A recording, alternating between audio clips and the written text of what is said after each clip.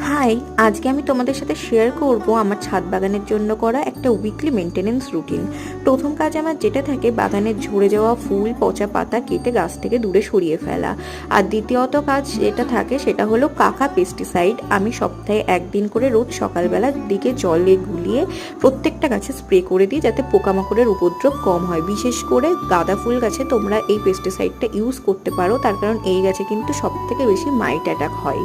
এই পেস্টিসাইড 40 ফোঁটা 2 লিটার জলে কিন্তু গুলিয়ে তোমরা স্প্রে করতে পারো। আর একটা কাজ করি, সর্ষের খোল জলে ভিজিয়ে 15 দিন বাদে বাদে একদিন করে আমি কিন্তু প্রত্যেকটা গাছে দিই। আর এদিকে দেখো, এগুলো হলো আমার মালভা আর গ্ল্যাডিওলাস গাছ। গাছগুলোতে এখনো অব্দি ফুলের দেখা পাইনি, তাই আজকে আমি কয়েক দানা করে ডিএপি প্রত্যেকটা গাছের টবের মাটি খুঁড়ে দিয়ে দিলাম।